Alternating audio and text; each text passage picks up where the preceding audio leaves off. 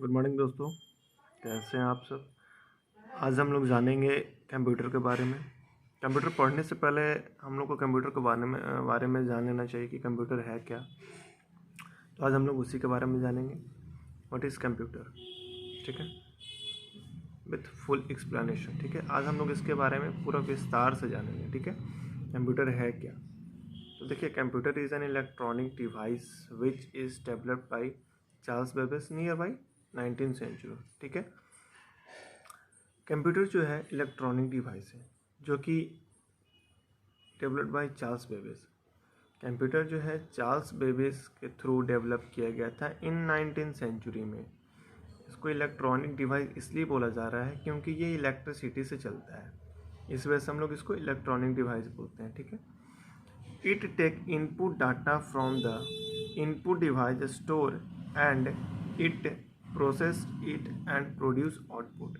इसका मतलब ये है कि इनपुट डिवाइस में से इनपुट डाटा को लेता है, इनपुट को लेता है, फिर स्टोर करता है, फिर प्रोसेस करता है, it and produce output, it and produce output, फिर प्रोड्यूस करता है बाहर आउटपुट।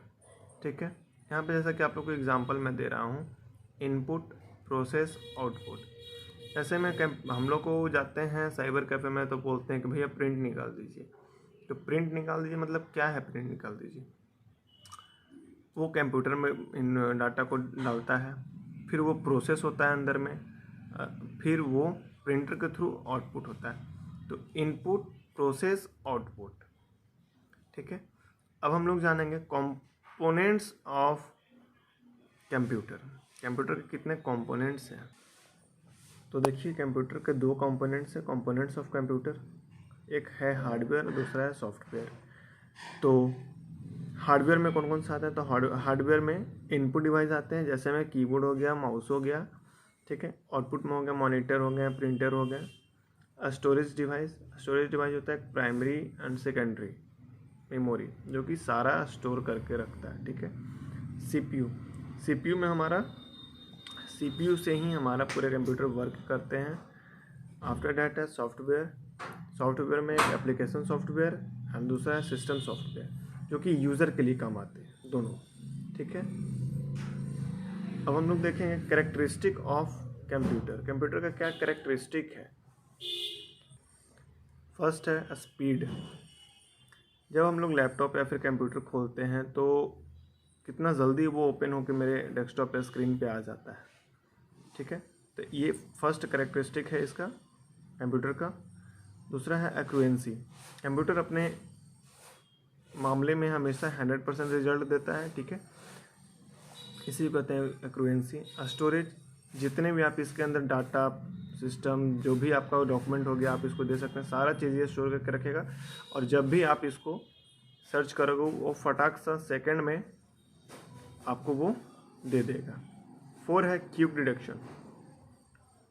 इसमें क्यूब डिडक्शन मतलब हम लोग ये समझें कि आप इसमें जितना भी आप इसमें अपने डाटा को स्टोर करके रखें, जितने चीज़ को भी आप इसमें दे सकते हैं। जैसे मैं यहाँ पे बोला ना स्टोरेज, जो जितना भी चीज़ यहाँ पे स्टोर होगा उसमें क्यूब डिडक्शन जो है, आप जो भी चीज़ को सर्च करोगे ना सेकंड में आपको खुल के आ जाएगा।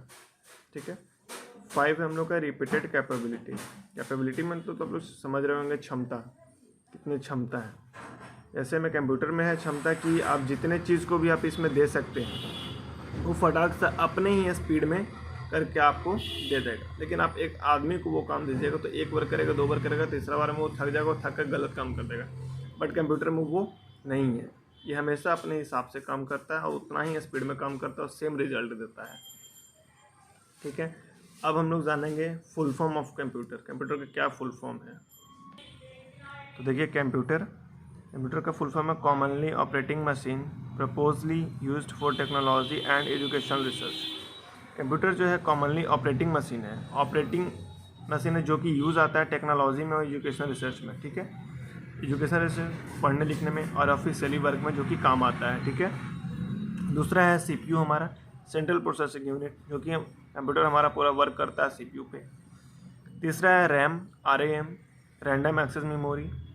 फोर्थ है रोम रीड ओनली मेमोरी। ये दो तरह की मेमोरी है जो कि प्राइमरी मेमोरी में हमारा आता है, ठीक है।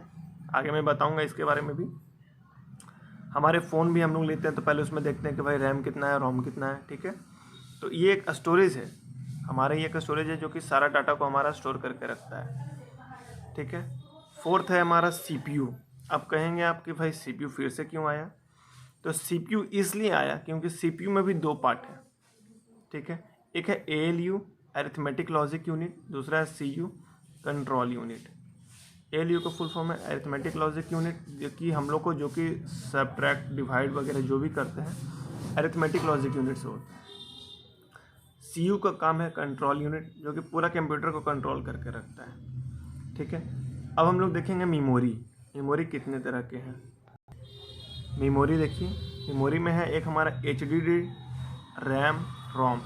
HDD जो है हार्ड डिस्क ड्राइव, जैसे में हम लोग सेकेंडरी मेमोरी है ये, जो कि बाहर लगता है, जैसे पेन ड्राइव या बोल सकते हैं। रैम जो है प्राइमरी मेमोरी है, रोम प्राइमरी मेमोरी, फुल फॉर्म आपको बता दिए हैं ऊपर में, ठीक है। ये है हमारा 3 तरह के मेमोरी होते हैं। अब है हमारा जनरेशन ऑफ कंप्यूटर के कब जनरेशन क्या है, कब कितने ईस्वी में कौन सा जनरेशन हुआ था। तो हम लोग फर्स्ट जनरेशन देखेंगे। तो फर्स्ट जनरेशन हम लोग का वैक्यूम ट्यूब है, जो कि 1946 में हुआ था, ठीक है। आफ्टर दैट हम लोग का सेकंड जनरेशन है ट्रांजिस्टर, जो कि 1959 में हुआ था। आप लोग ये मत बोलिए कि बीच में कौन सा हुआ था जनरेशन। भाई जब 1946 में ये जनरेशन हुआ था तो आफ्टर दैट 1959 में आया, तो यही वैक्यूम ट्यूब ही ना चलते आया था 1959 तक, जब तक ये ट्रांजिस्टर जनरेशन नहीं हुआ था सेकंड जनरेशन तब तक। अब हम लोग थर्ड जनरेशन देखेंगे। थर्ड जनरेशन में ICS, जो कि 1965 में हुआ था। आफ्टर डेट उसके बाद हमारा 1965 से चलते आया था 1971 तक, जो कि फोर्थ जनरेशन है।